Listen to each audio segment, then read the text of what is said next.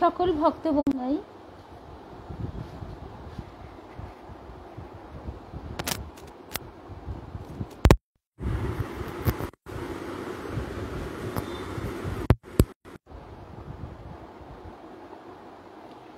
নমস্কার। সকল ভক্ত বন্ধুদের সাদর আহ্বান জানাই বিশ্বজনীন বার্তায়। বিশ্বজনীন বার্তায় আজকে আমরা সৎ প্রসঙ্গ শুনব, আর তার সঙ্গে শুনব আমাদের গতকাল দেবেন্দ্র দাদার বাড়িতে দেবেন্দ্রনাথ মজুমদার, মহাত্মা দেবেন্দ্রনাথ মজুমদার ঠাকুরের অন্তরঙ্গ গৃহী পার্ষদ, তার যে পূর্ণ গৃহ মন্দির, এখন সেটি শ্রী রামকৃষ্ণ অর্চনালয় নামে পরিচিত। এন্টালি দেবলেন দিয়ে একটুখানি ঢুকলেই একদম একটা কদম গাছ, ফুলে ফুলে একদম মানে ফুল, মানে এত ফুল ফুটেছে আমাদের, সত্যি কথা সেই বৃন্দাবন ধামের কথা কিন্তু মনে পড়ে যাবেই। মানে এত কুসুমিত পল্লবিত কদম ফুলের গাছটি যেন ওই জায়গায় একটা আলাদা মাত্রা, একটা আলাদা ব্যঞ্জনা এনে দিয়েছে। শুভ সন্ধ্যা পূজা, জয়ন্তীদি, জয়শ্রী সরকার, রুম্পা, সকল ভক্ত বন্ধুদের শুভ সন্ধ্যা জানাই। শ্রেয়া শুভ সন্ধ্যা, চিনুদি, আর আমাদের যেসব ভক্ত বন্ধুরা জয়শ্রী শুভ সন্ধ্যা, অমিতা গতকাল আমাদের সঙ্গে মানে শারীরিকভাবে আমরা কাছাকাছি ছিলাম না, ঠিক কথাই, স্থূলভাবে, কিন্তু আমরা সবাই যে একসঙ্গে থেকেছি এ বিষয়ে নিশ্চয়ই কারো দ্বিমত হবে না। এবং আমরা যতটা পেরেছি সকলকে দেখাবার চেষ্টা করেছি ওই জায়গাটি, স্থান মাহাত্ম্যে পরিপূর্ণ জায়গাটি, এবং এত নীরব নিভৃত। ওই যে প্রথমেই বললাম, মানে মেন রাস্তা বয়ে চলেছে, একটু মানে একটুখানি দু একটা স্টপেজ আগেই হচ্ছে ন্যাশনাল মেডিকেল কলেজ, চিত্তরঞ্জন নাম নাকি ওটার নাম, একটা ভিড়ে ভিড়, প্রবল জনস্রোত বয়ে চলেছে, গাড়ির স্রোত, দুপাশে ক্যাফে রয়েছে, পেট্রোল পাম্প, রেস্টুরেন্ট, তারপর বড় বড় এখন যে ধরনের দোকানপাট, একেবারে চারিদিকে যেন আলোয় আলোকোজ্জ্বল। কিন্তু সে আলো হচ্ছে জড় আলো। ঠাকুরের একটা কথা, মানে কথামৃতেই আছে যে ঠাকুর বলছেন শ্রী রামচন্দ্র যখন সভায় প্রবেশ করলেন তখন সভা আলোকিত হয়ে উঠল, কিন্তু সে আলো জড় আলো নয়, সকলের হৃৎপদ্ম প্রস্ফুটিত হয়ে উঠল। অনেক অনেক ভালোবাসা গো পলি, রুমাদি, লক্ষ্মী, শুভ সন্ধ্যা। তাই এখানেও ঠিক তাই, ওই জড় আলো স্রোত পেরিয়ে যখন আমরা ওই দেবলেনে প্রবেশ করছি, সেখানে দেখছি যে এখনো নতুন নতুন সব বাড়ি, ফ্ল্যাট হয়ে গেছে, কিন্তু তারই মধ্যে ছোট্ট একতলা করিবরগার বাড়িটি নিষ্প্রভ নয়, সে তার স্বমহিমায় উজ্জ্বল হয়ে রয়েছে, কিন্তু সে ঔজ্জ্বল্য চোখ ধাঁধানো ঔজ্জ্বল্য নয়, সে উজ্জ্বলতা ধরা পড়বে সূক্ষ্মভাবে। আর ওই যে বললাম ফুল্ল কুসুমিত দ্রুমদল শোভিনীম, সেইভাবে বাড়িটিকে সৌন্দর্য প্রদান করছে ফুলে ফুলে প্রস্ফুটিত কদম ফুলের গাছটি। আর এমনিতেও মহানন্দে বাড়িটি সাজানো হয়েছে, 125 বছরের উদযাপন চলছে শ্রী রামকৃষ্ণ অর্চনালয়ের। রূপা শুভ সন্ধ্যা, রীনাদি, মৌসুমী শুভ সন্ধ্যা, শুভ্রাদি শুভ সন্ধ্যা। আর আরেকটা কি হয়, আর ওরকম মানে যতটা পারা গেছে, কারণ মাঝে মাঝেই নেটের একটু অসুবিধা হচ্ছিল, ডিসকানেক্ট হয়ে যাচ্ছিল।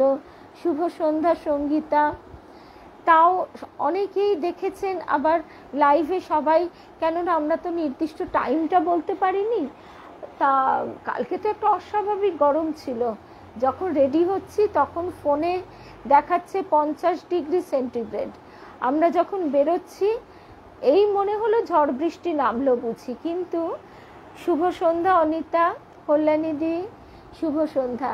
কিন্তু আমরা যখন কল্যাণীদি রূপাকে তুলে আমাকে তুলে রওনা হয়েছে, তারপর নাকি ঝেঁপে বৃষ্টি এসেছিল আমাদের এখানটায়, কিন্তু আমরা বৃষ্টি পাইনি।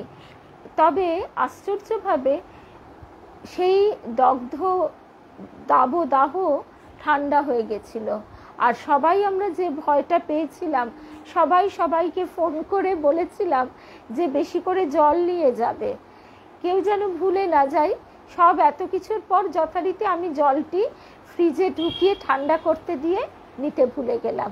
তাতে অবশ্য কোনো অসুবিধা হয়নি, কিন্তু যে কথাটা বলবার জন্যে এত কথা, যে এই যে এত গরম, গা দিয়ে দরদর করে জল পড়ছে সকলের, কাল এতটুকু কারোর গা দিয়ে এক বিন্দু ঘাম ঝরেনি। এই কৃপা মাহাত্ম্য আমরা কালকে প্রত্যেকে প্রাণে প্রাণে অনুভব করেছি। আরেকটি যেটি অনুভব করেছি সেটি না বললেই নয়, কালকে ঠাকুর খুব খুশি হয়েছেন, আমাদের দেবেন্দ্র দাদাও খুব খুশি হয়েছেন। কেননা যেদিন প্রথম এই যোগাযোগটি, অবশ্যই ঠাকুরই তো সব করাচ্ছেন, কিন্তু স্থূলভাবে আমরা কাকে দেখছি, যোগসূত্রে পিয়ালি আড্ডিকে দেখছি। আজকে আবার ওর জন্মদিন, আজকে তাই ওকে আমরা সবাই তো শুভেচ্ছা জানাচ্ছিও সকাল থেকে মনে প্রাণে। আর আজকে আমাদের যে পাঠটি সবটা ওর জন্যেই নিবেদিত হলো। ঠাকুরের চরণে নিবেদন করে, ঠাকুর মায়ের চরণে, শ্রী গুরুর চরণে নিবেদন করে, ওর জন্যেই প্রসাদ হিসেবে আজকের পাঠে আমরা যা কিছু শুনবো সব ওর জন্যে। আহা রীনাদি গো, তুমি কি সুন্দর কথাটা বললে। হৃদয় আলোয় সাজানো সে ঘর, ফুটে থাকা আলোর মতন কদম ফুল সুন্দর। সত্যি সত্যি তাই। আর তারপরে একদম কষ্ট হয়নি, একদম। এটাও খুব আশ্চর্য কথা। কিন্তু তারপরে একটু কালকে তো দেবেন্দ্র দাদার বাড়ির কথা তো বলেইছি, আর যেটুকু বলা হয়নি সেইটা বলি। এবার পিয়ালির সঙ্গে প্রথম যোগাযোগ হয়েছিল শারদেশ্বরী আশ্রমে। আমি কিন্তু ওকে চিনতাম না, কারণ ও বেশিরভাগ সময় এখনো ও লাইভ দেখে না, রেকর্ডেড দেখে। আর তারপরে আর পরে কমেন্টগুলো দেখা হয় না, তবে ওর নামটা আমার খুব স্মরণে ছিল। তারপরে শারদেশ্বরী আশ্রমে ও যখন আমার সঙ্গে কথা বললো, আলাপ করলো, তখনও যে ওর খুব আন্তরিক উচ্ছ্বসিত হাসি মাখানো মুখখানা মনে এখনো ছাপ ফেলে গেছে। কিন্তু তারপরেও যে আমাদের খুব একটা যোগাযোগ হতো তা নয়। কিন্তু ওই যে ঠাকুর যার সঙ্গে যাকে যখন যেভাবে যুক্ত করবেন, তখন সেটা হবেই, সেটা ঘটবেই। আর এই যোগসূত্রটি তো আমাদের এমনি নয়, এই যোগসূত্রটি আমরা তার কৃপায় পাচ্ছি, যাতে আমরা তার নাম গুণগান করতে করতে জন্ম মরণ পেরিয়ে চলতে পারি। আজকে শ্রাবণীকে ফোন করতে হবে, কারণ আমার দুদিন ধরে ওর জন্য মনটা খুব ব্যাকুল হচ্ছে। আমি শ্রাবণীকে একদম দেখতে পাচ্ছি না। আমাদের শ্রাবণী কুমার, আলপনা, মণিদীপা, এই তিনজনের একজনকেও দেখতে পাচ্ছি না। যাই হোক, পরে ফোন করব।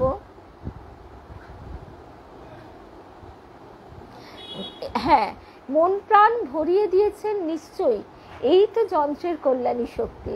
আর তারপরে আরো অনেকেই লিখেছে ঠাকুর কালকে একদম বেবি পিঙ্ক বলে না, ঠিক অমনি গোলাপি রঙের, গোলাপ ফুলেও ওই রঙটা হয়, ওই রকম একটা গোলাপি রঙের ধুতি আর উত্তরীয় পরে এমন হাসি হাসি মুখ করে বসেছিলেন যে আমরা নিজেরাই ভেতরে ঢুকে হেসে ফেলছিলাম। ঠাকুরের হাসি মুখ, সেই অমন মধুর মুখচ্ছবি, সে তো আর তার তুলনা হয় না। আর একটা কথা কি, ঠাকুর তো এখানে গৃহীদের সেবা নেন। মঠ মিশন চেয়েছিল বটে বাড়িটি অধিগ্রহণ করতে, কিন্তু এই ট্রাস্টি বোর্ড তারাই দেখভাল করে এবং তারা দিতে চায়নি। কারণ তাহলে কি হবে, মঠ মিশনের নিয়মের নিগড়ে বাধা পড়ে যাব। এটা আজকে আবার অনুপমও এসেছে, আহা একদম গোলাপি নেশা। ঠাকুর এইটাই তো, কালকে আমি বলতেই যাচ্ছিলাম এই কথাটা, মৌসুমী বলে দিলে। কালকে আমার এই কথাটাই বারবার মনে হচ্ছিল যে আহা এরা তো সংসারে থাকবে, সংসারে বড্ড জ্বালা যন্ত্রণা, তা কি করবে, একটু গোলাপি নেশা করে থাক। কালকে ঠাকুর অনুপমের গান শুনে একেবারে আর না হাসি মুখ করে থাকতে পারেনি, একেবারে আনন্দে ফুটি ফাটা। আর ওদিকে এই পাশে বসে বসে আমাদের দেবেন দাদা সব গান শুনেছেন। দেখছেন তার বাড়িতে, ঠাকুরেরই বাড়ি, মানে তার পূর্ণ গৃহ আজকে ঠাকুরের ভক্তদের, তিনি নির্বংশ হয়ে গেছিলেন ঠাকুরের কৃপায়। তা সেই পূর্ণ গৃহে আনন্দের হাট বসে গেছে। আর দেবেন্দ্রনাথ মজুমদারের লেখা গানের কথাগুলি অতি অতি সুন্দর। তার মধ্যে আবার ত্রৈলোক্যনাথ সান্যালেরও একটি গান অনুপম গাইল। সব গানগুলো আমি ভিডিও করতে পারিনি, ফোনে তো আর জায়গাপত্র থাকে না। আর যেগুলো অডিও করেছি সেগুলো আবার ছেলেকে দিয়ে ইনশটে করিয়ে তারপর একটু একটু করে পোস্ট করা হবে, আর সে তো হবেই। আর একটা কথা না বললেই নয়, দেবেন্দ্রনাথ মজুমদার তিনি যে ঘরটিতে বসে আছেন সেই ঘরেই মা গিয়ে বসতেন। আর সামনে এখন যেখানে উঠোন, চেয়ারগুলো পাতা আছে, আর যেখানে গান বাজনা হলো ওইখান থেকেই এগিয়ে গিয়ে ঠাকুরের বসার ঘরটি, আর তারপর সামনে নাটমণ্ডপ, এই পুরো জায়গাটাই ছিল উঠোন। আর এই উঠোনেই দেবেন্দ্র দাদা একেবারে ভক্তদের নিয়ে হরিনামে মাতোয়ারা হয়ে যেতেন। দেবেন্দ্র দাদা খুব শৌখিন মানুষ ছিলেন, সুন্দর পরিপাটি করে সাজ পোশাক করে থাকতেন, লোকে দেখে বুঝতে পারতো না। আবার অনেকে অনেক অকথা কুকথাও বলতো, কারণ কি তার এত ভক্ত হৃদয়, ভগবানের বৈঠকখানা, এ কথাটা তার মনে এমন গেঁথে ছিল, তিনি ভক্ত সেবাতে কোনো চিন্তা ভাবনা না করে তার দান ধ্যানের পিছনেও এত খরচা হতো যে তিনি কোনো কিছু চিন্তা না করে ধার দেনা করে সেই সব করে বসতেন। তাই তাকে প্রতিদিনের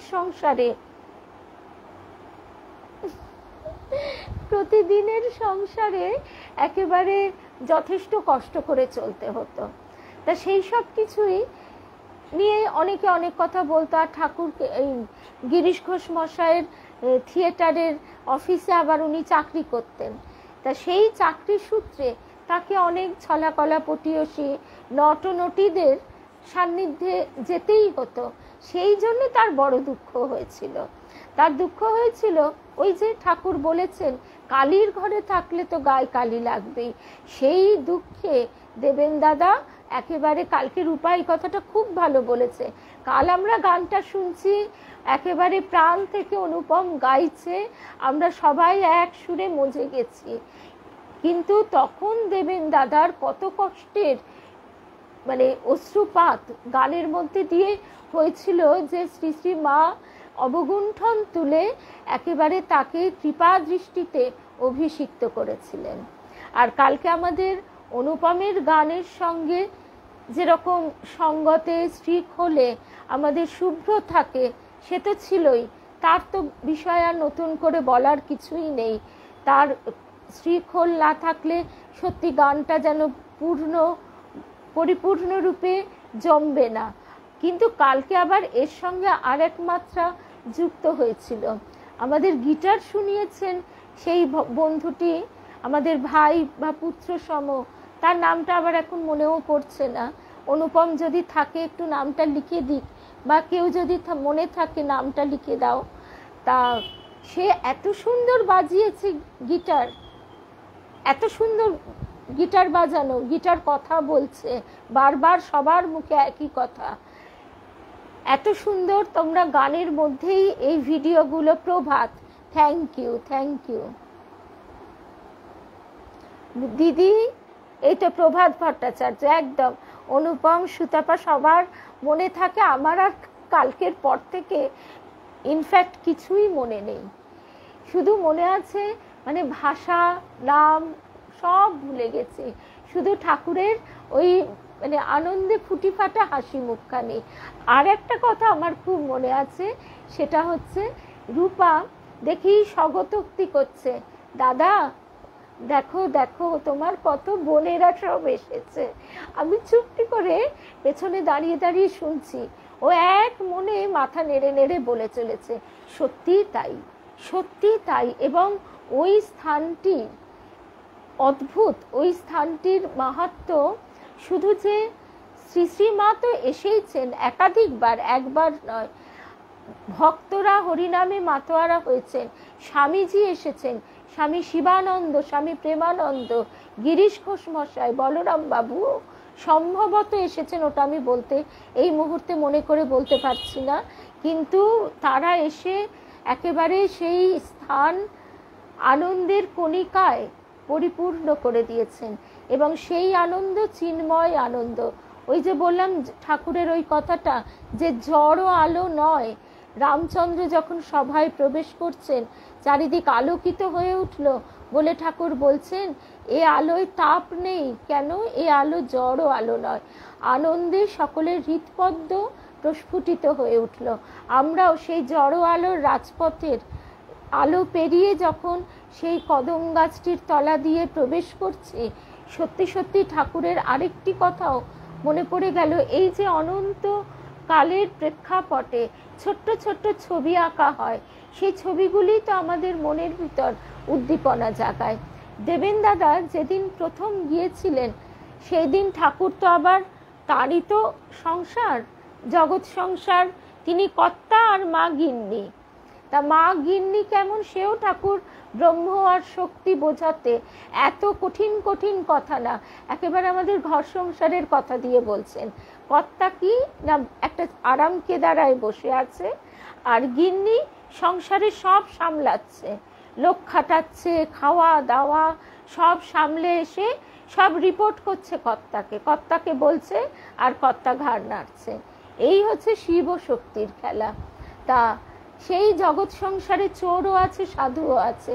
দেবেন দাদা যখন প্রথম পৌঁছলেন, চটিটা খুলছেন তাড়াতাড়ি, ঠাকুর ভক্তের চটি সামলাতে পড়লেন, বলছেন ওখানে খুলোনি, ও চোরে নিয়ে যাবে, বলে চটিটা আবার কোথায় রাখতে হবে সেটাও দেখিয়ে দিলেন। তারপরে যখন দেবেন দাদা ঢুকেছেন তখন বলছেন, কি দেখতে এসেছো এই রকম বলে বঙ্কিম ঠামে দাঁড়িয়ে জিজ্ঞাসা করছেন। আসলে দেবেন্দ্রনাথ মজুমদার শৈশব কাল থেকে তিনি কৃষ্ণ ভক্ত ছিলেন, আর তিনি শ্যামকে, বাড়ির যে শ্যামসুন্দর, তাকে আলিঙ্গন করতেন। আবার তিনি খুব ভাবুক ছিলেন তো, আর দুষ্টু ছেলেরা তাকে কি বলতো, ওই তুই যা আকাশ ধর, দৌড়ো। তা উনিও ওরকম আকাশকে ধরবার জন্য দৌড়তেন। এইটি পরবর্তীকালে তার গানের ভাষায় প্রকাশিত হয়েছে। গানের কথাগুলো আমার একটু মনে পড়ছে না, মানে কথাগুলো এইরকম যে এই আমরা ওই মায়াকে ধরতে চাই, সবটাই ওই রকম আকাশ ধরার মতন, ওই সবটাই ফাঁকা, সবটা বেরিয়ে যায়। তা যাই হোক, ওই গানের কথাগুলো এই মুহূর্তেও আবার মনে নাই বা পড়লো, কিন্তু এই যে কৃষ্ণকে তিনি আলিঙ্গন করতেন, সেই কৃষ্ণ যখন মানে সশরীরে তাকে দর্শন দিচ্ছেন, তখন আবার কি অদ্ভুত ব্যাপার, ঠাকুর বলছেন, হ্যাঁ গা দেখো তো আমার এই হাতটা সারবে তো, তাও জগন্নাথকে আলিঙ্গন করতে গিয়ে হাতটা ভেঙে গেছে তো, তিনি আবার কি আর বলবেন, একটু টিপে টিপে দেখে বলছেন হ্যাঁ কমে যাবে। তো সে ঠাকুরের কি আনন্দ, ওগো শুনে যাও, কলকাতা থেকে এসে বলছে আমার হাত ঠিক হয়ে যাবে। তাতে দেবেন্দ্র দাদা ভাবছেন, বাবা এ আবার কি, ইনি কি আমাকে এ ঠাউরালেন, ভবিষ্যৎ বক্তা ঠাউরালেন, নাকি ইনি আমাকে বাকসিদ্ধ ঠাউরালেন। আর দেবেন্দ্র দাদার মনও বারে বারে সংশয়ে একেবারে দোলাচলে দুলছে। আর ঠাকুর তো মিটিমিটি হাসছেন। আবার শ্যাম ঠাকুর মানে কৃষ্ণ ঘরের প্রসাদ খাওয়ালেন, কারণ ওনার ভাব তো ওরকমই। তা আজকে আমরা সৎ প্রসঙ্গে দেবেন্দ্র দাদারই কয়েকটি ছোট ছোট ঘটনা শুনবো, যে এই সাধন জীবন কি অদ্ভুত এবং ঠাকুর কিভাবে তাকে কৃপা করেছিলেন।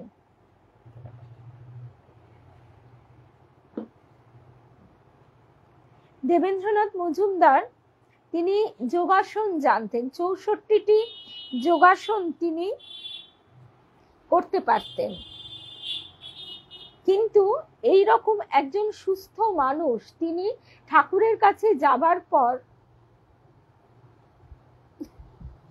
ও তার সঙ্গে ইল্লি, হ্যাঁ হ্যাঁ ওইটা আবার ভুলে গেছিলাম ঠাকুরের ওই কথাটা। তা এইবারে ওই রকম, তার মানে কি যোগাসন করা কতখানি সুস্থ সবল সেই মানুষটা ঠাকুরের দর্শনের পরই এমন অসুস্থ হয়ে পড়লেন যে ঠাকুর বলেও দিলেন, তোমার শরীরটা ভালো টেকছে না, তুমি যাও গিয়ে ডাক্তার বদ্যি দেখাও। ওই 40 দিন তিনি এমন জ্বরে আক্রান্ত হয়ে রইলেন, অথচ যখনই চোখ মেলছেন শিয়রে দেখছেন ঠাকুরকে। তারপর তিনি কলকাতার রাস্তা দিয়ে হাঁটছেন, দেখছেন ঠাকুর সামনে সামনে চলেছেন। এ কতখানি কৃপা হলে এরকম হতে পারে। তিনি তো সন্ন্যাস চেয়েছিলেন, তো ঠাকুর বলেছিলেন, না গো তোমার অন্তর সন্ন্যাস, তুমি এমনিই থাকো। কারণ কি, তিনি এই গৃহীদের আমাদেরকে উদ্দীপিত করবার জন্য, উৎসাহিত করবার জন্য এইভাবে কৃপা করেছেন। নির্বংশ হয়ে গেছেন, লোকে তো নির্বংশ শুনলেই একেবারে হাঁপিয়ে পড়বে, কিন্তু এইভাবে তিনি সমস্ত মায়া মোহ থেকে তাকে কৃপা করে রক্ষা করেছেন। এখানে একটা ঘটনা শুনি। একদিন ঠাকুর দেবেন্দ্র দাদা তো গেছেন, শুভ সন্ধ্যা রিয়া, অর্পিতা, মধুরিমাদি তুমি পৌঁছে গেছো। আমি কাল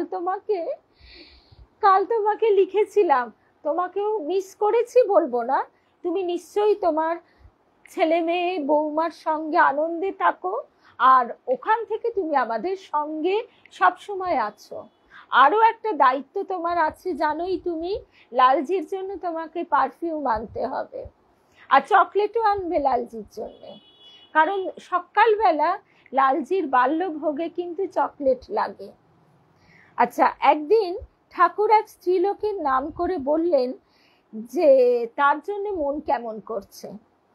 অনেকদিন ঠাকুর সেই স্ত্রীলোকটিকে দেখেননি। সংসারী দেবেন্দ্রনাথ, ওই যে আফটার অল সন্ন্যাসী, যতই হোক না কেন, কেয়া, শুভ সন্ধ্যা, যতই হোক, ওই যে কালীর ঘরে থাকলে মনের ভেতর তো কালীর ভাব থাকবেই স্ত্রীলোকের প্রতি। আর আজকে এইটা আমাদের বারবার মাঝে মাঝে আমি চুপটি করে বসে বসে এটাই ভাবি, আজকে আমরা ঠাকুরকে এমন করে তার কৃপায় বুঝতে পারবার দিকে এগোচ্ছি, ভালোবাসতে পারছি, কিন্তু তখন ওই রকম একটা পাগলা পাগলা ভাব কখন কি হয়ে যায় তার নেই ঠিক। এদিকে পাশ্চাত্য শিক্ষার আলোকে আলোকিত হচ্ছি আমরা, সেই সময়কার মানুষরা তারা এটাকে কিভাবে নিচ্ছে, এই জায়গা থেকে কিন্তু বুঝতে হবে যে দেবেন দাদা ভাবছেন যে স্ত্রীলোকের প্রতি ঠাকুরের এমন টান। 2-4 দিন পর ঠাকুর দেবেন্দ্রনাথকে এক ভক্ত প্রেরিত কতগুলি রসগোল্লা খেতে দিলেন। দেবার আগে নিজে একটি গ্রহণ করে প্রসাদ করে দিলেন। মধুরিমাদি একদম প্রসাদ করে দিয়ে আবার বলছেন, তিনি তো অন্তর্যামী, সবই বুঝতে পারছেন, এগুলোকে দিয়েছে জানো, ওই অমুক দিয়েছে বলে ওই সেই স্ত্রীলোকটির নাম করছেন। সে এখানকে বড় ভালোবাসে গো। ঠাকুর বলছেন নিজেকে দেখিয়ে, মানে নিজের দেহটা দেখিয়ে, সে নিজ বক্ষে অঙ্গুলি নির্দেশ করে সে এখানকে বড় ভালোবাসে গো। দেবেন্দ্রনাথের সন্দেহ গভীর থেকে গভীরতর হলো। এমনকি তার রসগোল্লা খাওয়ার ইচ্ছে পর্যন্ত লোভ পেল। ঠাকুর আবার বলছেন, বেশ লোক গো, খাসা। কিছুক্ষণ পর অন্যমনস্কভাবে পায়চারি করতে করতে চুপি চুপি ঠাকুর দেবেন্দ্রনাথকে বলছেন, হ্যাঁ গা, তুমি আমাকে একটা টাকা দেবে? টাকা না হলে গাড়ি ভাড়া করে ঠাকুর তো যেতে পারেন না, আবার গাড়ি ছাড়া অতটা যাওয়াও সম্ভব নয় তার পক্ষে। ঠাকুর এইবার একেবারে সেই স্ত্রীলোকটির গল্প করছিলেন এতক্ষণ, এইবার তার কাছে যাবেন। দেবেন্দ্রনাথ আর পারছেন না নিজেকে চেপে চুপে রাখতে। তিনি কোনো ক্রমে মনের ভাব চেপে, তার ওই মনের ভেতর বৃশ্চিক দংশন হচ্ছে, দেবেন্দ্রনাথ দাদার মনের ভেতর বৃশ্চিক দংশন হচ্ছে। কোনো রকমে চেপে চুপে মনের ভাব মানে ভেতরে রেখে সন্দেহ তো বদ্ধমূল তীরের মতন বিঁধছে বুকে। ঠাকুরকে টাকাটা দিলেন দেবেন্দ্রনাথ দাদা। এবার ঠাকুর বলছেন, তুমিও চলো। তাতে দেবেন্দ্রনাথের খুব সুবিধে হলো, তিনি ব্যাপারটা জানতে চান এবং নিজের চোখে ঠাকুরের আচরণ দেখতে চান। ঠাকুর কতভাবে পরীক্ষা দিচ্ছেন, হ্যাঁ, পূর্ণ ব্রহ্ম নারায়ণ এমনই ছদ্মবেশ ধরেছেন যে লোকে তো টের পাচ্ছে না, আবার পরীক্ষা দিয়ে দিয়ে একটু একটু করে প্রকাশ করছেন। ঠাকুর সকলের কাছে প্রেম ভিক্ষা করতেন, আমাদের গুরুদেব বলছেন, আজও করে চলেছেন। তাকে যেন আমরা একটু ভালোবাসি, আর কিচ্ছু না। তারপর দেবেন্দ্রনাথের তো ভালোই হলো। দেবেন্দ্রনাথ সঙ্গে মাস্টার লাটু তারাও একসঙ্গে চললেন। পথে মন্দির, মসজিদ, বেশ্যা, মদের দোকান, মাতাল, যা কিছু দেখছেন ঠাকুর প্রণাম করছেন। কখনো আবার গান করছেন গুনগুন করে, কখনো নিস্পন্দ স্থির। হঠাৎ দেবেন্দ্রনাথের কানের কাছে মুখ এনে বলছেন, ওগো, আমি কারো ভাব নষ্ট করিনি। হঠাৎ একথার কি মানে? কেন ঠাকুর একথা বললেন দেবেন দাদা তখনও কিছু বুঝতে পারলেন না। নির্দিষ্ট স্থানে গাড়ি আসতে ঠাকুর নেমে শটান অন্দরমহলে চলে গেলেন। আর বৈঠকখানায় মাস্টার মশাই গুনগুন করে গান ধরলেন, ভাব বুঝতে নারলুম রে, আমার গোড়ার সঙ্গী হয়েও ভাব বুঝতে নারলুম রে। আমরা তো তার সঙ্গী, একেবারে তার প্রকট লীলায় তার গায়ে গা ঠেকিয়ে আমরা তার সঙ্গী, তাও তার ভাব বুঝতে পারলাম না। গানটি দেবেন্দ্রনাথের প্রাণে একেবারে বিধে বিধে যেতে লাগলো। কিছুক্ষণ পর ঠাকুর অন্দরমহল থেকে বেরিয়ে পায়চারি করতে করতে সেই গানটিরই অবশিষ্ট চরণগুলি গাইতে লাগলেন। ঠাকুর পায়চারি করছেন একদম যেন শান্ত শিষ্ট বালকটি। কখনো এই জিনিসটা নেড়ে চেড়ে দেখেন, কখনো ও জিনিসটা অতি সাবধানে উঁকি মেরে দেখছেন। তার প্রতিটি চরণ বিক্ষেপ, দেহভঙ্গিমা এমনই এক কোমল মধুর ভাব প্রকাশ করছে যে দেবেন্দ্রনাথ দু চোখ ভরে দেখছেন আর দেখছেন। দেবেন দাদা আমাদের ছোট্ট থেকেই তো ওই ভাবুক ছিলেন, তাই তার দু চোখ ভরে তিনি শুধু ঠাকুরকে দেখেই চলেছেন। হঠাৎ ঠাকুরের মধ্যে কি দেখলেন তিনিই জানেন। মন তার উন্মত্ত হয়ে উঠল, ইচ্ছে হলো যা দেখলেন সকলকে চিৎকার করে বলেন। সেই সময় ঠাকুর উচ্চ কণ্ঠে গান ধরলেন আপন মনে, ওরে কুশীলব করিস কি গৌরব, ধরা না দিলে পারিস কি ধরিতে। আখর দিয়ে দিয়ে বলছেন, বাধা না দিলে কি পারিস বাঁধিতে। ঠাকুরের গান শুনে দেবেন্দ্রনাথ স্তব্ধ হয়ে গেলেন, শান্ত হয়ে গেলেন। বুঝলেন ঠাকুর দয়া করে ধরা না দিলে ধরবার সাধ্য নেই। যশোদা কত দড়ি আনছে, দড়ির পর দড়ির। যশোদার সখীরা, সেই গ্রামের যত রমণীরা, তাদের চুল বাঁধবার দড়ি থেকে তাদের গৃহকর্মে যেখানে যত দড়ি ছিল সব এনে দিল। সে দড়ির সঙ্গে দড়ি বেঁধে বেঁধে সে কৃষ্ণকে আর বাঁধা গেল না। যতই বাঁধতে যায় দেখে 2 আঙুল দড়ি কম পড়ছে।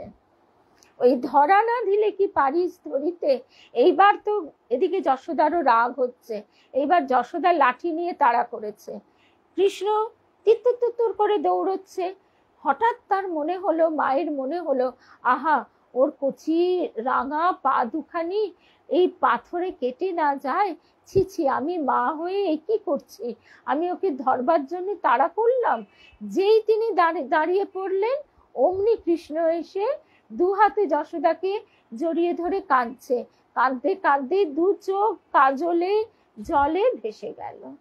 ওই ধরা না দিলে কি ধরিতে পারিস, যে মুহূর্তে তিনি সাঁতার, ওই যে রজনীকান্ত সেন ওই গানটা লিখেছেন না, যে প্রেমে জল হয়ে যাও বলে, ওইখানে একটা জায়গায় আছে, যদি সাঁতার ভুলে নামতে পারি, যদি সাঁতার ভুলে নামতে পারি, টেনে নে যাও অথই জলে, প্রেম সাগরে। তা আমরাও যখন সেই সব কিছু করেও সব শেষে যখন হাল ছেড়ে দিয়ে তার ভাবে একদম ভাবিত হয়ে যায়, তখনই তিনি ধরা দেন। তা এখানেও তাই, ঠাকুর দয়া করে ধরা না দিলে কারো ধরবার সাধ্য নাই। একদম ধরি ধরি মনে করি, ধরতে গেলে ধরা দেয় না।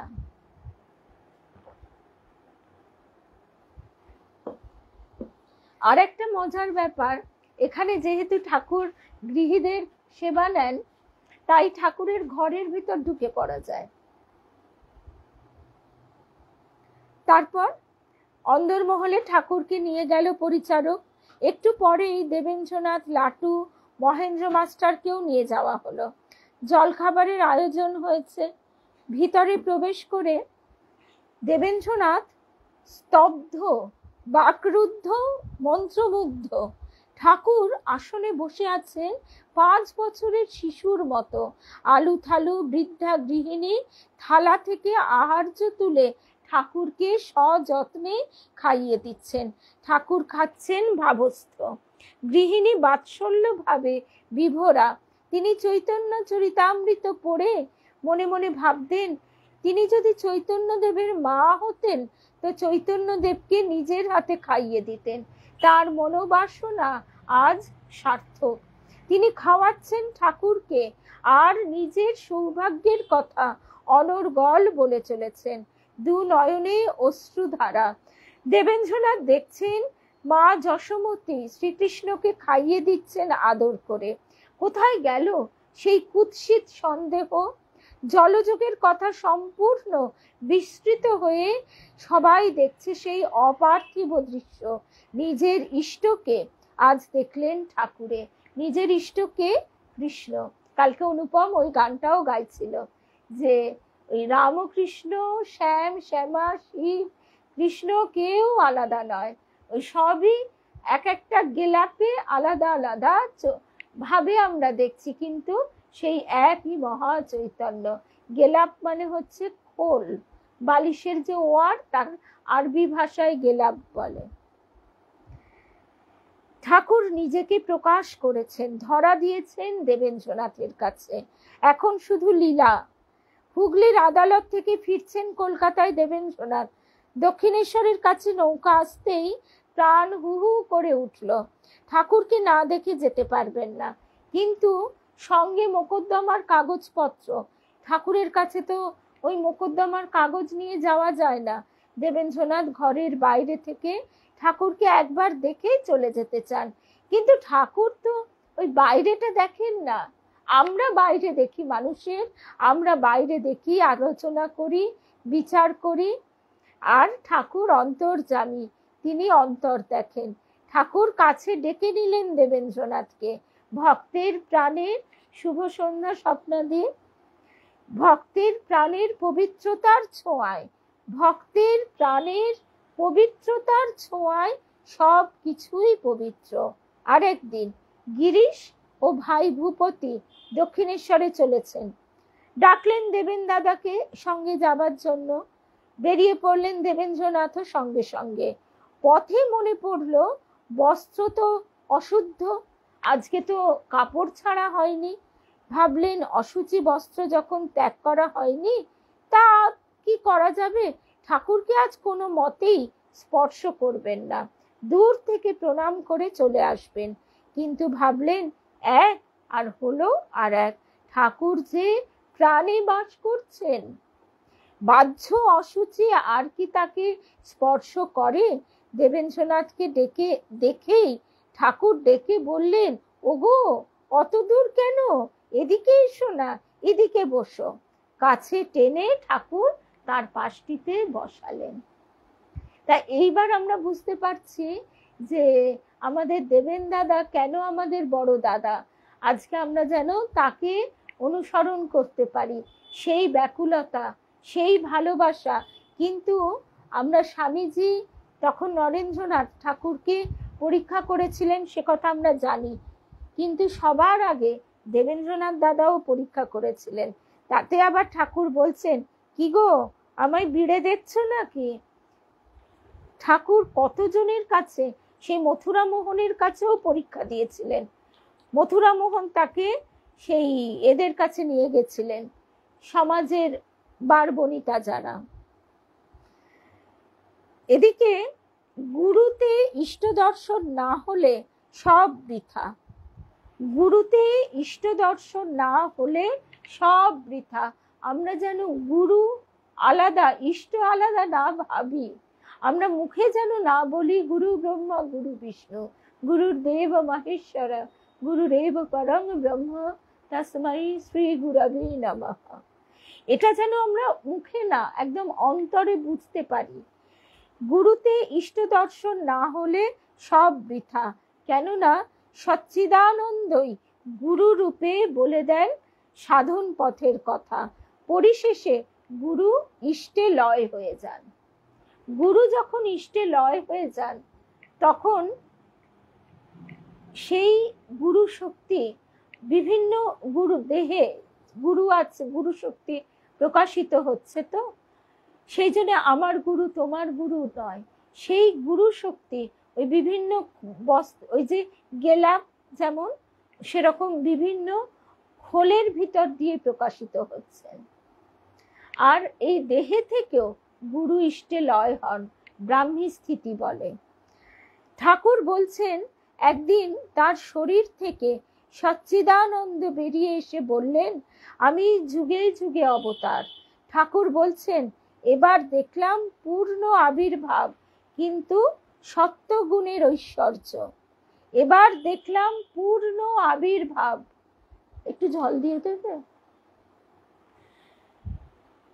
তবু তার অন্তরঙ্গরা তাকে অনেক সময় ভাবেন সাধারণ মানুষ। তবু তার অন্তরঙ্গরা ভাবেন সাধারণ মানুষ, তাদের কি দোষ? তারা তো কি করে বুঝবে ওই কুয়োর ব্যাঙ কি করে সাগরের খবর পাবে? তারা ভাবে ঈশ্বরীয় ভাবগুলি,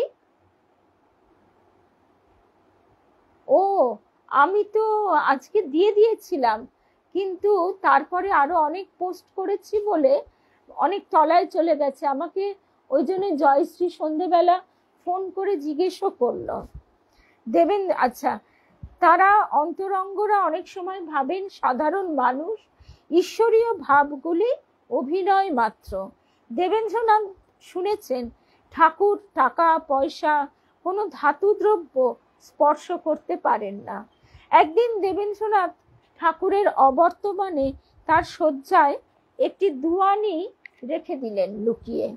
ঠাকুর পরে কালী মন্দির থেকে ফিরে অভ্যাস মতো বিছানায় বসতে গেলেন। আড়াল থেকে দেবেন দাদা দেখছেন ঠাকুর বিছানার কাছে যাচ্ছেন, আবার ফিরে আসছেন, বসতে আর পারছেন না। হঠাৎ দেবেন্দ্রনাথকে সামনে দেখে জিজ্ঞাসা করছেন, হ্যাঁ গা, কি হয়েছে বলো তো, এমন হচ্ছে কেন, বিছানা ছুতে পারছি না কেন?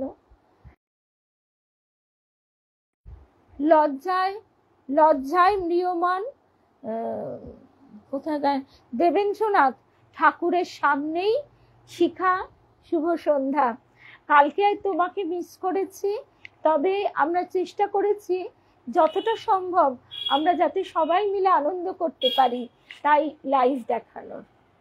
তবে ওই লাইভে কি আর পুরোটা হয়, বারে বারে ডিস্টার্ব হচ্ছিল।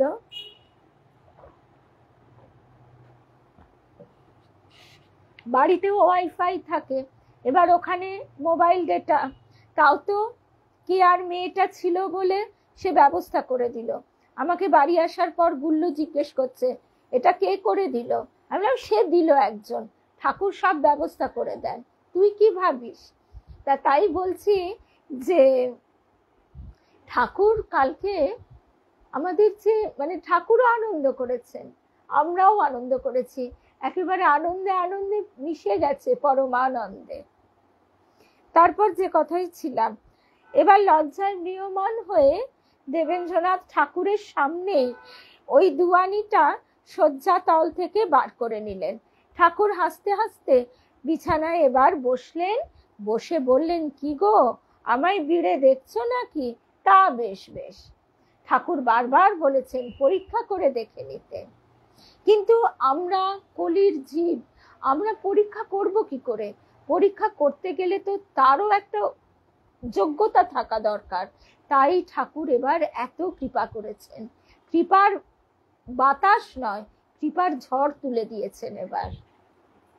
তারপর আরেক দিনের একটা ঘটনা শুনি।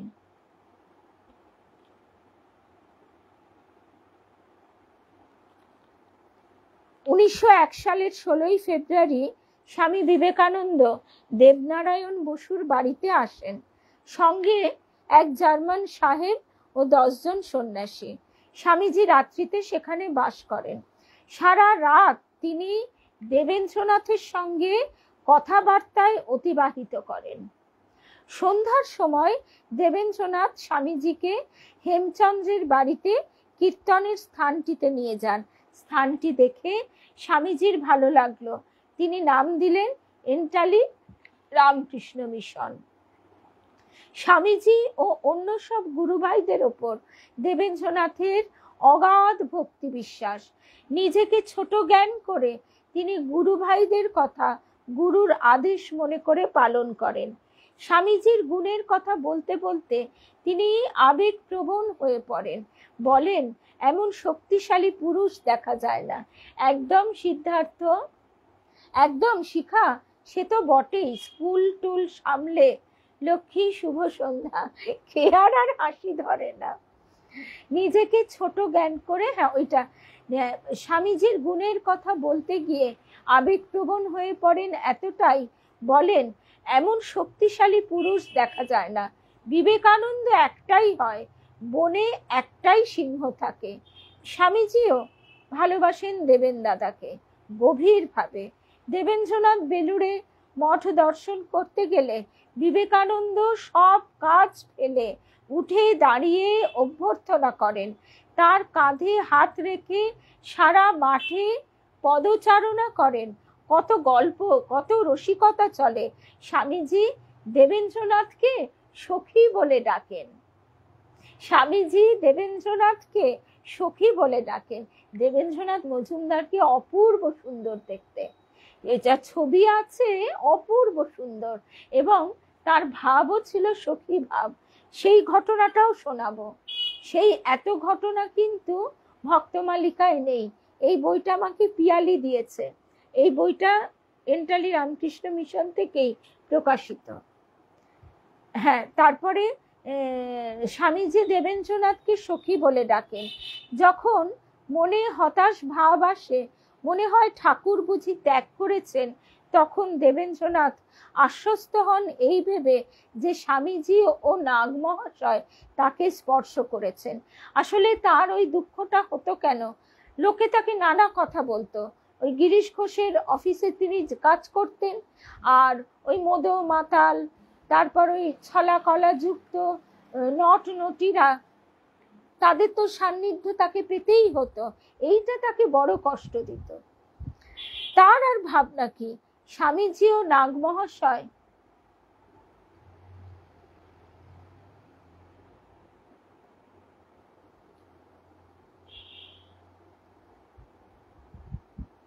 আচ্ছা, অর্পিতার কথাটাই আমি একদম লাস্টে আসি, কেননা এই প্রসঙ্গটা একটু অন্যরকম, তো তার আগে আমরা যেটা শুনছি শেষ করে নিই। হ্যাঁ, তারপরে কি ছিল, এই যে স্বামীজি তাকে আলিঙ্গন করেছেন। দেবেন্দ্রনাথ স্বামীজির পদধূলি নিতে গেলে স্বামীজি তাকে বুকে টেনে নিয়ে বলছেন, দেবেন বাবু, তুমি বড় ভক্ত লোক, তোমার অঙ্গ স্পর্শে আমার শরীর শীতল হয়, তোমায় কি পা ছুঁতে দিতে পারি? কখনো বলেন, ঠাকুর তোমায় কত ভালোবাসতেন, বলো তুমি, আমি সে ভালোবাসা কোথায় পাবো যে পদধূলি দেব? দেবেন্দ্রনাথ মাছ মাংস খান না। স্বামীজি তাকে অনুরোধ করেন ওইসব খাবার জন্য, কারণ দেবেন্দ্রনাথের বেশি দিন বেঁচে থাকা দরকার। স্বামীজির কথায় দেবেন্দ্রনাথ মাছ খাওয়া আরম্ভ করলেন, কিন্তু মাংস আহারে তার রুচি হয় না। দেবেন্দ্রনাথের সখী ভাবের প্রকাশ তার নাচে, তার গানে। স্বামীজি গান ধরেন, আমি মথুরা নগরে প্রতি ঘরে ঘরে খুঁজিব যোগিনী হয়ে, আমি মথুরা নগরে প্রতি ঘরে ঘরে খুঁজিব যোগিনী হয়ে। তখন দেবেন্দ্রনাথ আত্মহারা হয়ে ভাবনমত্ত অবস্থায় নাচতে থাকেন। বলরাম বসুর বাড়িতে একদিন স্বামীজির গানের তালে তালে দেবেন্দ্রনাথ 2 ঘন্টা নাচেন। একদম সঙ্গীতা একদম শেষে যতটুকু মনে হয়, আজকে খুব সুন্দর হাওয়া দিচ্ছে বাইরে, দেবেন্দ্রনাথ 2 ঘন্টা নাচেন। এ কোনো শিল্পীর অনুশীলন করা অঙ্গ সঞ্চালন মাত্র নয়, এ নাচ ঈশ্বরের কাছে আপনাকে নিবেদনের বহিঃপ্রকাশ, আপন ভাবে বিভোর হয়ে ঈশ্বরের পূজা। তার সখী ভাবের কথাটা আমরা শুনবো। আর একটা কথা শুনে নিই। 1902 সালের 4 জুলাই স্বামীজি যখন তার নশ্বর দেহ পরিত্যাগ করলেন, দেবেন্দ্রনাথ উদ্ভ্রান্তের মতো বেলুড় মঠে উপস্থিত হলেন। নিদারুণ শোকে তার মুখ একদম কালো হয়ে গেল, তার গৌর বর্ণ লোকে দেখে অবাক হয়ে যেত, সেই মুখ মনে হলো কে যেন কালি ঢেলে দিয়েছে। অনেক দিন লাগে এই শোক সংবরণ করতে, ধীরে ধীরে আপন কাজে মন আসে। দেখেন, ভক্তগণের শুধু কীর্তনে বিশেষ উন্নতি হচ্ছে না। কারণ কি, কীর্তন সেই মুহূর্তের জন্যে সঙ্গীতের মতো খুব তাড়াতাড়ি মানুষের আবেগকে উদ্দীপ্ত করতে আর কিছু পারে না। তাই সঙ্গীত খুব সহজে মানুষকে দেবান্তপুরে নিয়ে যায়, যেটা আমরা কালকে অক্ষরে অক্ষরে দেখেছি। কিন্তু তারপরে কি হয়, আমরা সেই অবস্থাটা ধরে রাখতে পারি না। তারপরেই আমরা এই সংসারের কথা, শরীরের কষ্টের কথা, কত ঘেমে যাচ্ছি, এই সব কথা। কিন্তু এই ঘেমে যাচ্ছি কথাটা এই জন্যেই বললাম যে কাল এত গরমে আমরা কিন্তু এতটুকু কষ্ট পাইনি, এটা বলতেই হবে। আমাদের তো সকলের বয়স হয়েছে, আর সকলেরই নানা রকম ব্যাধি শরীরে থাকে, ওরা ওর মতো থাকে। কিন্তু এই কথাটা এই জন্যেই যে কীর্তনে বিশেষ উন্নতি হচ্ছে না, নির্জনে ধ্যান ধারণা প্রয়োজন। এই কারণে বর্তমানে যেই বাড়িটি শ্রী রামকৃষ্ণ অর্চনালয়, সেই বাড়িটি প্রতিষ্ঠিত হলো 1308 সালে ফাল্গুন মাসে। প্রথমে ভাড়া নেওয়া হলো না গো, ঘেমে যায়নি, সারা সকাল দুপুর এসি চলে। আবার এই সন্ধ্যে থেকে, এই সন্ধ্যে না, একটু পরে ছেলে পড়ে ফিরবে, তখন আজকে বাইরে খুব ভালো হাওয়া দিচ্ছে।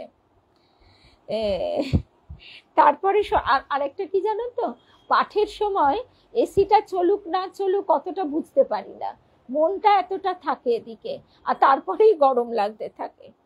তা 1308 সালের ফাল্গুন মাসে বর্তমানে যেখানে শ্রী রামকৃষ্ণ অর্চনালয়, সেই বাড়িখানি ভাড়া নেওয়া হলো। এখানে শুধু কীর্তন নয়, ধ্যান, জপ, শাস্ত্র আলোচনা ইত্যাদি সব কিছু হবে। দেবেন্দ্রনাথ পরে বাড়িটি ক্রয় করে নেন। ভিতর বাড়িতে তার থাকবার জায়গা হলো, আর বারবাড়ির ঘর দুটি ভক্তগণের জন্য রইল। পূর্ব দিকের ঘরটিতে ভগবত প্রসঙ্গ হয়, আর পশ্চিমের ঘরটিতে ধ্যান ধারণা। ধ্যান ঘরের দেওয়ালে ঠাকুরের ছবিটি রাখা হলো। দোল পূর্ণিমার দিন হেমচন্দ্র দোলমঞ্চ স্থাপন করে ঠাকুরকে সেই দোলমঞ্চের সিংহাসনে বসিয়ে দোল উৎসব করলেন। আবার রথযাত্রার দিন, একদম সিদ্ধার্থ, আবার রথযাত্রার দিন ঠাকুরকে রথে চড়িয়ে রথ উৎসব করলেন। দেবেন্দ্রনাথ লিখলেন, কে তুমি মোহন বেশে, কে তুমি মোহন বেশে, দোল মঞ্চে দোল বসি, তুমি কি গোপাল চন্দ্র, কোথা তবে চূড়াবাসী। প্রথমে এখানে ঠাকুরের ভোগ রাগাদি হতো না। পঞ্চম দোলের দিন দেবেন্দ্রনাথের বৌদিদি কাউকে কিছু না বলে ঠাকুরের জন্য অন্নভোগ প্রস্তুত করে নিবেদন করলেন। তখন দেবেন্দ্রনাথ বুঝলেন যে ঠাকুর গৃহী ভক্তদের সেবা নিতে ইচ্ছুক। সেই থেকে আজও অবধি নিত্য পূজা ও ভোগ রাগাদি চলে আসছে। কালকে পুরোহিত দাদা কি সুন্দর করে বলছেন, মানে এই যে ঠাকুর আগে নর তারপর নারায়ণ, ঠাকুর আমাদের সেই বৈকুণ্ঠের নারায়ণ, পাশে মা লক্ষ্মী বসে আছেন, অমনটি নন, সে তুমি ওরকম, কিন্তু আমাদের কাছে আমাদের প্রাণের ঠাকুর। আর আমাদের তারপরেই হচ্ছেন মানে যাতে আমরা গলা ধরে ঝুলে পড়তে পারি। আর তারপরেই রয়েছে পাশে বসে আমাদের মা, মাকে তো একেবারে মা বলে জড়িয়ে ধরা যায়। আর কালকে আমাদের পুরোহিত দাদা কি সুন্দর করে বলছেন, আবার পেট রোগা ছিলেন তো, তাই আবার একটু হালকা করে কাঁচকলা দিয়ে মাছের ঝোল করে দিই। মানে কি আদর, হালকা করে কাঁচকলা দিয়ে মাছের ঝোল করে দিই। দুদিন মাছ ভোগ হয়, আর বাকি দিনগুলো এমনি ডাল ভাত, আবার চচ্চড়ি হয়। ঠাকুর চচ্চড়ি খেতে খুব ভালোবাসতেন। ঠাকুর বলতেন না, ফোড়ন দেবে এমন যে ওপাড়ায় শুয়োর গোঙাবে। আর একটু অম্বল, একটু পায়েস, আর রোজ সন্ধেবেলা মানে রাতের খাবার একটু লুচি, আলু ভাজা আর সুজি করে দেওয়া হয়। কালকে রূপা ঠাকুরের সেবার জন্যে সব গুছিয়ে গুছিয়ে নিয়ে গেছে। আরো একটা কথা, কালকে খালি জিজ্ঞেস করছি, বলো না কি নিয়ে যাব, কি নিয়ে যাব, কোনো সাড়া পাই না। ভাবছি চকলেট, ওমা তারপর আর চকলেট কেনাও হয়নি, কেন একটু দুঃখই হয়েছিল, কি নিয়ে যাব সেটা কিছুতেই যেন মন থেকে আর উঠছে না। গিয়ে দেখি এত বড় একটা ফ্রুটনাট চকলেট কে আনিয়ে গেছে। তারপরে যে কথায় ছিলাম, তারপর ফিরে আসি। এবারে অর্চনালয়ের স্থাপনা এবং উন্নতির জন্য হেমচন্দ্র মুক্ত হস্ত। আজও কিন্তু গৃহী ভক্তরা আপ্রাণ বাড়িটিকে মানে যত্ন করে টিকিয়ে রেখেছে। পরিবরগার বাড়ির ড্যাম্প তখনই ড্যাম্প ছিল, যে কারণে ঠাকুরকে, যে কারণে দেবেন্দ্র দাদাকে সবাই বলেছিল পুরী ধামে চলো, ওখানে শেষ জীবনটা কাটাবে। কিন্তু যে বাড়িতে মা স্বয়ং এসেছেন সেই বাড়ি থেকে দেবেন্দ্র দাদা কোথাও যেতে চাননি। সেই ড্যাম বাড়িটা যথেষ্টভাবে রং করে সুন্দরভাবে, আর আমাদের ওই পুরোহিত দাদা এবং তার পুত্র, আমারই ছেলের মতো বয়স, কি সুন্দর করে পুজো সন্ধ্যারতি যতটা পেরেছি আমরা সবাই মিলে দেখার চেষ্টা করেছি। জয়িতা, এই তো জয়িতা যেমন কত দূরে থাকে, কল্যাণীর ওদিকে। আচ্ছা, তারপরে এই ঘটনাটা আজকে আমাদের শেষ প্রসঙ্গ। 8:30 বেজেও গেল।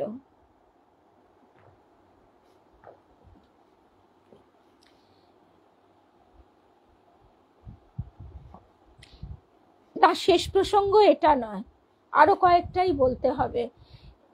এই যে 41 দিন যখন জ্বর আর অজ্ঞান অবস্থা চলছে, তখন এই অবস্থায় তিনি যখনই চোখ মেলেন শিওরে দেখেন শ্রীরামকৃষ্ণ দেবকে। অনেক অনেক ভালোবাসা নিবেদিতা। আর শ্যামাচরণ লাহিড়ির কথা মনে পড়ছে নিশ্চয়ই।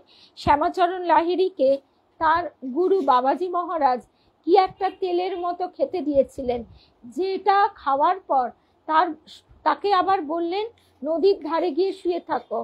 পুরো ভেজ বমিতে অজ্ঞান অবস্থায় তার মানে কি মানে এমনকি একটা হড়কা বান এসে ভাসিয়ে নিয়ে গেল, একটা পাথরের খাঁজে আটকে গেলেন।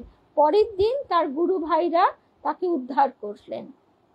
তাহলে আমরা দেখতে পাচ্ছি যে সেই একই ব্যাপার, কিন্তু একটু হালকা করে ঠাকুর, ওই ঠাকুর যে বলেছেন না, আমি 16 টাং করেছি, তোরা 1 টাং কর।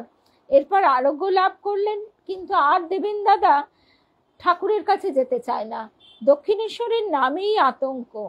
তার মনে হয় যে রোগের সময় ঠাকুরকে দেখেছি, সেটা হয়তো মনের বিকার, ওই যে আমাদের মনে সংশয় সন্দেহ। একবারও ভাবলেন না যে এমনও তো হতে পারত ওই রোগেই তার জীবনাবসান হতো, ঠাকুরের দর্শন স্পর্শনই তাকে বাঁচিয়েছে। এদিকে দেবেন দাদা স্থির সংকল্প, আর তিনি দক্ষিণেশ্বরে যাবেন না। কিন্তু ওই জাত সাপে ঠাকুর নিজেই বলেছেন, জাত সাপে ধরলে তো ছাড় নেই।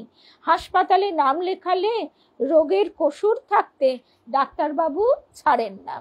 দেবেন্দ্রনাথ ছাড়তে চান, কিন্তু ঠাকুর ছাড়লে তো। এইবার দেবেন্দ্রনাথ তো প্রতিজ্ঞা করেছেন দক্ষিণেশ্বরে যাবেন না, এক মনে গায়ত্রী জপ করেন।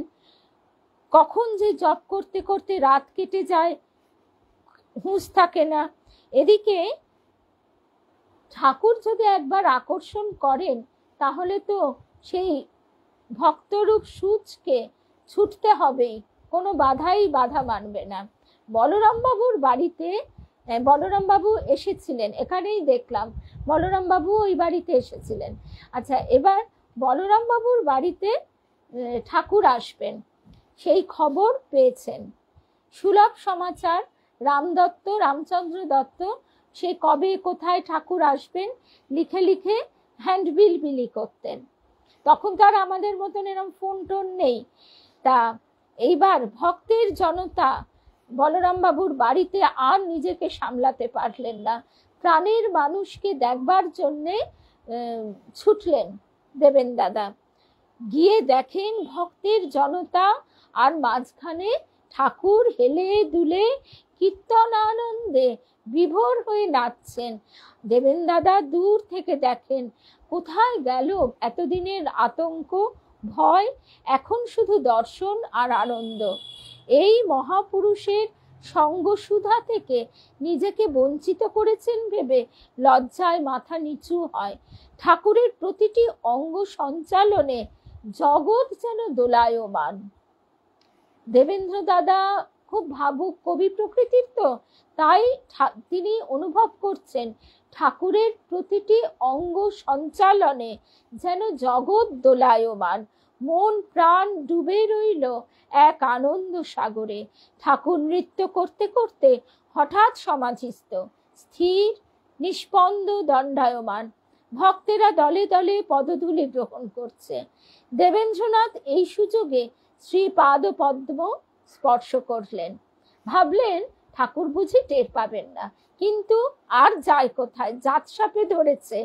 ঠাকুর অমনি সস্নেহে পিঠে হাত বুলিয়ে বুলিয়ে জিজ্ঞাসা করলেন, ওগো তোমার কথা প্রায়ই ভাবি, কি গো কেমন আছো, কতদিন যাওনি, তা ওখানে যাওনি কেন?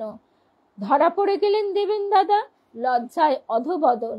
বললেন, আগে ভালো আছি, বড় অসুখ করেছিল, তাই যাওয়া হয়ে ওঠেনি। ঠাকুর সস্নেহে বললেন, এখন থেকে যেও, ওখানে যেও। কি গো কেমন, যাবে তো? ঠাকুর একেবারে করার করিয়ে নিচ্ছেন। ভক্তের তো দায় নয়, দায় তো ভগবানের। ভগবান তো আবার বলছেন যে সে দায় কি আবার কেমন দায়, পরে কি বোঝে পরের দায়, আবার সেই দায় মায়ের ঘাড়ে দিয়ে গেলেন। আগে যাব বই কি, উত্তর দিলেন দেবেন্দ্রনাথ। আর এইভাবে তিনি শিবনাথ শাস্ত্রীকেও ডাকলেন, কিন্তু শিবনাথ শাস্ত্রী তখন ব্রাহ্ম সমাজের আচার্য, তিনি ওই যাচ্ছি যাব করেন, হয়ে ওঠে না। ঠাকুর নিজেই গেলেন।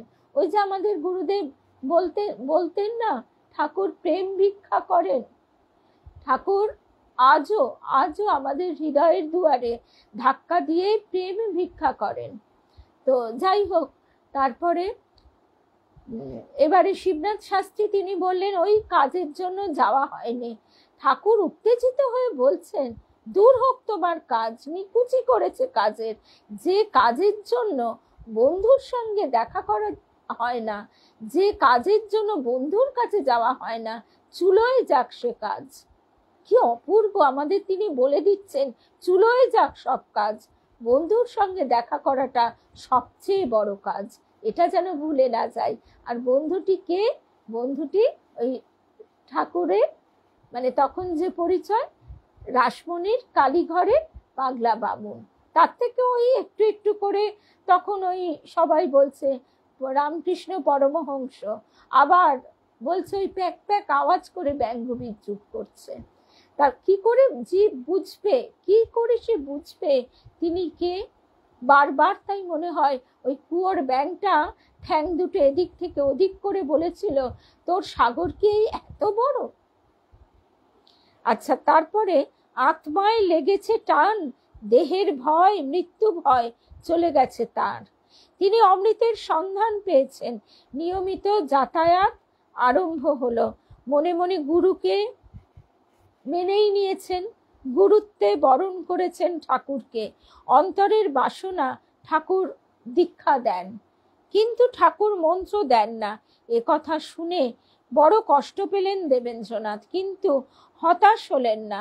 কিছুদিন পরে এক শুভ দিনে গঙ্গা স্নান করে শুদ্ধ কাপড় পরে ফুলের মালা তোড়া নিয়ে ঠাকুরের কাছে দক্ষিণেশ্বরে উপস্থিত হলেন। মনে আশা, আজ নিশ্চয়ই ঠাকুর তাকে মন্ত্র দেবেন। ফুল মালা তোড়া দেখে ঠাকুর খুব খুশি, বলছেন বেশ ফুল, বেশ মালা, যাও ঠাকুরদের দিয়ে এসো। ক্ষুব্ধ চিত্তে দেবেন্দ্রনাথ কিছুক্ষণ মুখের দিকে তাকিয়ে রইলেন, ঠাকুরের মুখের দিকে। বললেন, ক্ষুব্ধ চিত্তে দেবেন্দ্রনাথ কিছুক্ষণ ঠাকুরের মুখের দিকে তাকিয়ে রইলেন, তারপরে বললেন, এ মালা আপনার জন্য এনেছি। ঠাকুর এবার চুপটি করে দেবেন্দ্রের মুখপানে গভীরভাবে চেয়ে থেকে থেকে বললেন। কি করে ঠাকুর নিজেকে গোপন করছেন তা আমরা কি করে বুঝবো? ঠাকুর গভীরভাবে চেয়ে থেকে থেকে বললেন, ফুলে দেবতার ও বাবুদের অধিকার, তুমি আমাকে কি ঠাউরাও? অভিমান ভরে দেবেন্দ্রনাথ বললেন, এই দুয়ের কোনোটার একটা মনে করেছি। ঠাকুর তাকে সন্তুষ্ট করবার জন্য একটি ছোট তোড়া নিয়ে বাকিগুলি মায়ের ঘরে দিয়ে আসতে বললেন। তো দেবেন্দ্রনাথ তাই করলেন। ভাবলেন, আহা, এখনো বুঝি সময় হয়নি, সময় হলে নিশ্চয়ই মন্ত্র দেবেন। মনে মনে দেবেন্দ্রনাথ নিজেকে ঠাকুরের চরণে সমর্পণ করলেন। ভবতারিণী মায়ের কথা মনে পড়ে যাচ্ছে, সে মন্ত্র দাও, মন্ত্র দাও, আর আমার বেলায় কাঠের মালা, শালার বেটার শালা, আমার বেলায় কাঠের মালা বলে ঠাকুরকে ভবতারিণী মা আবার গাল দিচ্ছে, আর ঠাকুরকে মালাটা আবার ছুঁড়েও দিয়েছে। ঠাকুরকে সর্বত্র দর্শন করেন এখন থেকে, আশ্চর্য অনুভূতি তার। রাস্তায় ঘাটে কর্মে বিশ্রামে সর্বদাই তার সঙ্গে ফিরছেন, এমনকি শৌচে গিয়েও সামনে দেখছেন ঠাকুরকে। প্রথম প্রথম লজ্জা হতো। এই রকম আমরা কমলা মায়ের কথা শুনেছি। কমলা মাকে ভক্ত মহিলাটি এসে বলছেন, মা কেমন আছো? মা প্রথমে একগাল হেসে বললেন, খুব ভালো আছি। তারপর আবার বলছেন, আর ভালো থাকি কি করে, এই চান হলো না। চান ঘরে গিয়ে দেখি কলের মাথায় জগন্নাথ বসে আছে, কি করে চান করি? একদিন মা কালীকে প্রণাম করে উঠে ঠাকুর দেখছেন মা কালীর জায়গায় স্বয়ং ঠাকুর দাঁড়িয়ে। এই বোধহয় জগৎগুরুর প্রাণে মন্ত্রদান। ধায় যেন মোর সকল ভালোবাসা প্রভু তোমার পানে, তোমার পানে, তোমার পানে। আমার কর্ম, আমার শ্বাস প্রশ্বাস সব যেন তোমার তুষ্টি বিধানের জন্য। দেবীমা বলতেন, জানবে এই দেহটা তোমার হয়েও তোমার নয়। তখন মানেটা বুঝতে পারতাম না, এই দেহটা তার হাতের যন্ত্র।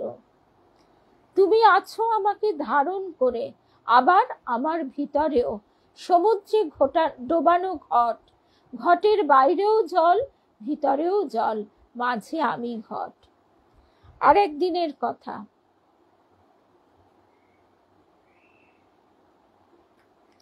আর দুটো ঘটনা বলে আজকে শেষ করব। দেবেন্দ্রনাথ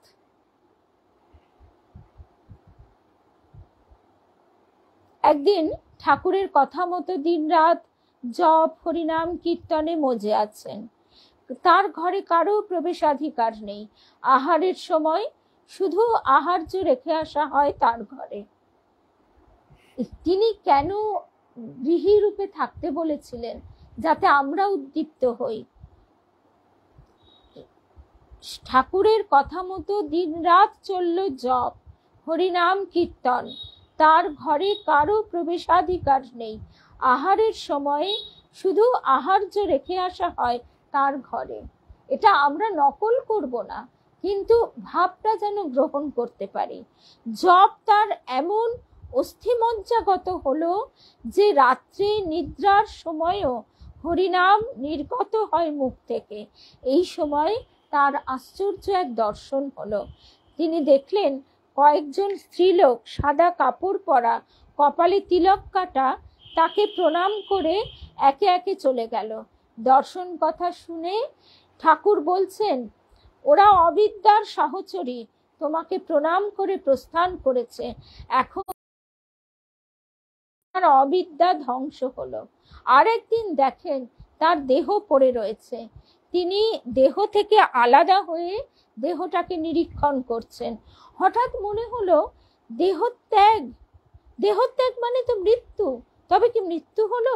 সঙ্গে সঙ্গে শরীর কেঁপে উঠল। তিনি পূর্বাবস্থা প্রাপ্ত হলেন। ক্রমে পুলক আদি সাত্ত্বিক দেহ বিকার প্রকাশ পেতে লাগলো। প্রায় উন্মাদের মতো হয়ে গেলেন তিনি। বিষয়ের সংস্পর্শ আর সহ্য করতে পারেন না। একমাত্র ঠাকুরের কোনো ভক্ত এলে তার প্রাণে শান্তি আসে। আনন্দে অধীর হয়ে ঠাকুরের কথা কন সেই ভক্তের সাথে। কাছছাড়া করতে চান না তাকে। যাবার সময় কাপড় ধরে টেনে রাখেন, বালকের মতো কাঁদেন চলে গেলে। একদিন ঠাকুর দেবেন্দ্রনাথের ব্যাপারে জগন্মাতার কাছে বললেন, মা, ওকে অত দিস নে মা, ও ছাপোষা লোক, ওর মুখ চেয়ে অনেকগুলি আছে। এরপর দেবেন্দ্রনাথ অনেকটা প্রকৃতিস্থ হন।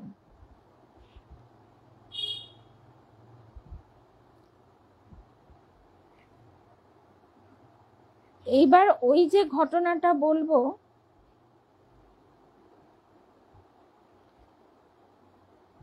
এই যে আর কয়েকদিন পর দেবেন্দ্রনাথ এক অভিনব স্বপ্ন দেখলেন। এর মধ্যে আরো অনেক ঘটনা ঘটে গেছে, সেই ঘটনাগুলি তো আর আজকে আর শুনছি না। দেবেন্দ্রনাথের মাও ঠাকুরকে, দেবেন্দ্রনাথের মায়ের মনেও তো একটু ওই সংস্কার, তিনি সবার জন্যে বাতাসা নিয়ে গেছেন। কালী ঘরে, কৃষ্ণ ঘরে সব বাতাসা দেবেন, কিন্তু আবার ঠাকুরের জন্য বাতাসা দেবেন্দ্রনাথ মজুমদার নিয়ে যাবেন। তা সেই আনতে দেবেন্দ্রনাথ মজুমদার তিনি ঠাকুরের জন্য বাতাসা আনতে গেছেন। এদিকে ঠাকুর সেই বাতাসা খাওয়ার জন্য অস্থির। দেবেন্দ্রনাথ দেখেন ঠাকুর একা ঘরে বসে কাঁদছেন, আর সামনে কতগুলো আম, সেই আমগুলো নিয়ে নাড়াচাড়া করছেন আর কাঁদছেন। বলেন, আমি আম খাবো না, বাতাসা খাবো। তা এদিকে কি হবে? সেই বাতাসা এখন দেবেন্দ্রনাথ মজুমদার সেই বাতাসা আনবার জন্য বেরিয়ে পড়েছেন। কারণ দেবেন্দ্রনাথ মজুমদারের মা যে বাতাসাগুলো নিয়ে গেছেন, ওগুলো তো কালীর নামে, কৃষ্ণের নামে, তা সেগুলো তো আর দেবেন্দ্রনাথ দিতে পারছেন না। মায়ের সংস্কার। দেবেন্দ্রনাথ ঠাকুরকে কালী রূপে, কৃষ্ণ রূপে উপলব্ধি করলেও তার মা তো করেনি, তা কারোর ভাব তো ভাঙতে নেই। হঠাৎ কি হলো, দেবেন্দ্রনাথ মজুমদার ফিরে এসে দেখেন ঠাকুর বসে বসে হাসছেন, আর মা সেই বাতাসাগুলো ঠাকুরকে খাওয়াচ্ছেন। দেবেন্দ্রনাথের দেখে প্রাণে আনন্দের বন্যা বয়ে গেল। তিনি বুঝলেন ঠাকুর আজ তার মাকেই কৃপা করলেন। আর এইবার যে ঘটনাটার কথাটা সেইটা বলি। দেবেন্দ্রনাথ এটাই আজকের শেষ ঘটনা। এক অভিনব স্বপ্ন দেখলেন। তিনি যেন স্ত্রীলোক, ওই যে আমরা শুনলাম যে স্বামীজি তাকে সখী বলে ডাকতেন, এসব ঘটনা তো স্বামীজি সব দেখেছেন। বাবা, স্বামীজি তো সব ঠাকুরের সঙ্গে, তখন নরেন্দ্রনাথ, তিনি তো জানেন, তাই তিনি পরবর্তীকালে সখী বলে ডাকতেন। কয়েকদিন পর স্বপ্নটা দেখছেন দেবেন্দ্রনাথ মজুমদার, তিনি যেন স্ত্রীলোক, রামকৃষ্ণদেবের পত্নী। এমন অদ্ভুত স্বপ্ন তো যে কোনো পুরুষকেই লজ্জিত করবে। দেবেন্দ্রনাথ দক্ষিণেশ্বরে এসে ঠাকুরের সামনে আর মুখ তুলে চাইতে পারছেন না। ঠাকুর কাছে এসে মুচকি হাসতে হাসতে জিজ্ঞাসা করছেন, কি গো, আজ যে কেমন কেমন দেখছি, মুখ তুলে চাও না কেন, কি হয়েছে? দেবেন্দ্রনাথ মাথা নিচু করে স্বপ্নের কথা বললেন। শোনা মাত্র ঠাকুর বলছেন, ওগো, বড় ভাগ্যের কথা, এ যে বড় ভাগ্যের কথা, এরকম স্বপ্ন দেখা বড় ভাগ্যের কথা। কি জানো, তোমার গোপী ভাব কিনা, তাই ওরকমটা স্বপ্নে দেখেছ। ওরকম স্বপ্ন হলে কাম টাম গুলো ক্রমে মন থেকে চলে যায়। বড় বাবাকে আমরা দেখি না, তিনি সখীভাবে সাধনা করেন। তাই আমরা আজকে এই দেবেন দাদার যে সমস্ত কথাগুলো শুনলাম, এর গভীরে প্রবেশ করবার চেষ্টা করলাম। আর এটুকু উপলব্ধি করলাম যে এই তুচ্ছ সাংসারিক বিষয় নিয়ে মনটাকে আবিল করে রাখা কতটা মূর্খামি।